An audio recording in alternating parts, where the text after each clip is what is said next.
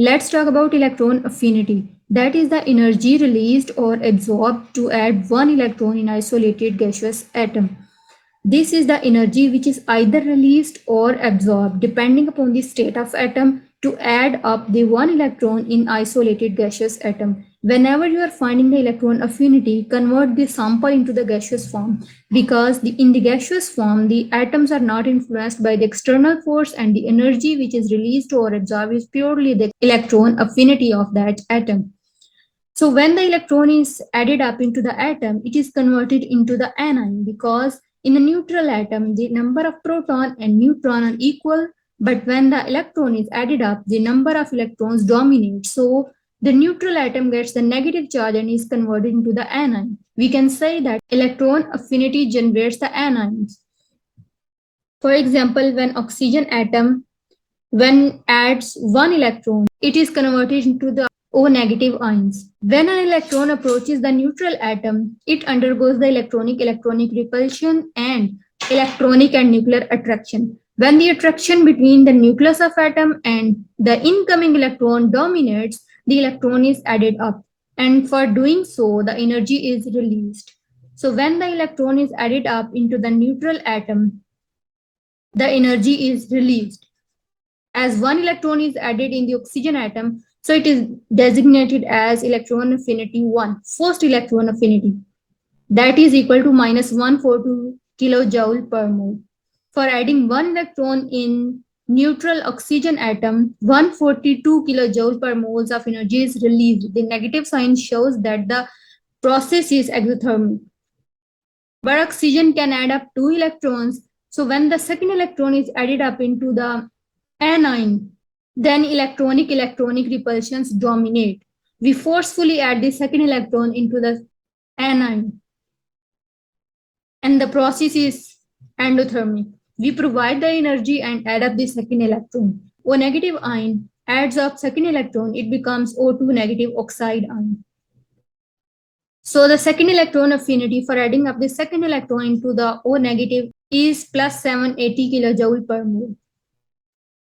It means that 780 kilojoule per moles of energy is given to the system when you add up the second electron into O negative anion, and the process is endothermic. The positive sign is showing that the process is endothermic. From this, we can conclude that the second electron affinity is always the endothermic process. The electron affinity is actually the energy, so it is measured in electron volts or kilojoule per mole. There are certain factors that can influence the electron affinity. First of all, the atomic radius is inversely related with electron affinity. This is the atom which adds one electron into its valence shell. Its size is small, so the radius of valence shell from the nucleus is small. And what about this atom, which is bigger in size? The radius of atom from nucleus to the valence shell is large. So the incoming electron feels less attraction from the nucleus. When the size of atom is large, the attraction between nucleus and incoming electron is less. So the electron affinity is small. On the other hand, when the size of atom is small, the attraction between nucleus and incoming electron is high. So high energy is released for adding one electron into a smaller sized atom. So greater the atomic radius or greater the size of atom, less will be the electron affinity. The second factor that can influence the electron affinity is the electronic configuration of an atom. The elements of group 2a and noble gases have completely filled orbitals, so their electronic affinity is practically zero. On the other hand, similarly, the elements that have half-filled valence shells have very small value of electron affinity. This is because Hund's rule says that the orbitals which are completely filled and half-filled are stable. So none of the atom wants to lose its stability, and they don't tend to accept the incoming electron. Therefore, their values of electron affinity are very small. 2a elements like beryllium, magnesium, calcium, strontium, barium, and radium have their valence shell electronic configuration ns2, which is completely filled s orbital. The elements of group 8a have electronic configuration ending at ns2 np6, which is completely filled orbital. So they don't tend to accept the incoming electron. The third factor that can influence the electron affinity is the effective nuclear charge, which is directly related with the electron affinity. Greater is the effective nuclear charge, greater is the electron affinity. Smaller is the effective nuclear charge, smaller is the electron affinity. Let's talk about the nuclear charge and other factors that can determine the effective nuclear charge. This is the nitrogen element that has atomic number 7. Its electronic configuration is 1s2, 2s2, 2px1, 2py1, and 2pz1. The valence shell in the case of nitrogen is 2, which has 5 electrons. The intervening electrons between the nucleus and the outermost shell are 2 in number, which are in the 1s orbital. So the electrons that are shielding the force of nucleus from the valence shell are the 2 in number, which are in 1s orbital. So this 2 is called the screening constant. 7 is the atomic number. So to find out the effective nuclear charge, just minus the intervening electrons from the atomic number. So Z effective in this case is 7 minus 2, 5. Next to nitrogen is oxygen, which has 8 atomic number. Its outermost shell is same, the second one. The intervening electrons are 2 in number. So minus the screening constant value from the atomic number. So 8 minus 2 gives 6, which is the effective nuclear charge.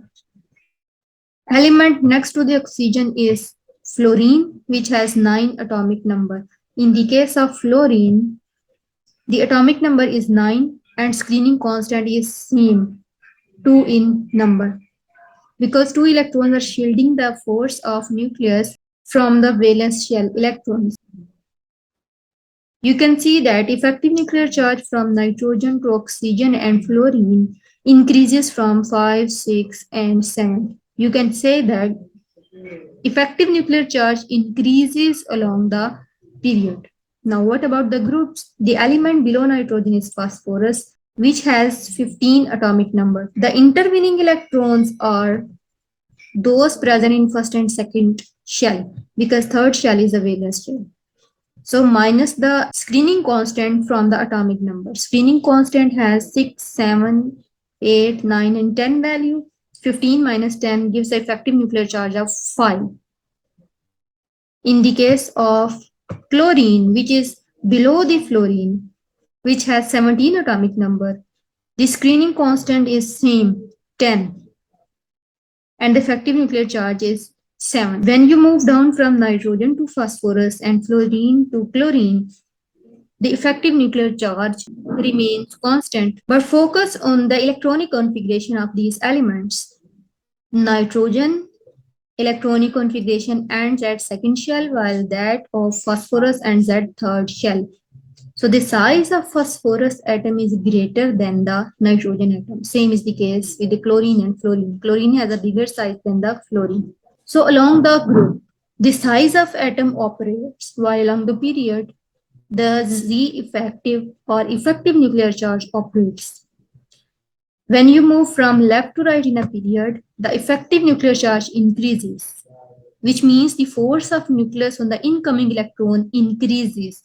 When the force of attraction between nucleus and incoming electron increases, the electron affinity value increases. Greater amount of energy will be released while adding the electron. On the other hand, when you move down the group, the atomic size increases. Greater is the atomic size, less is the attraction between the nucleus and incoming electron, and the less energy will be released while adding the incoming electron.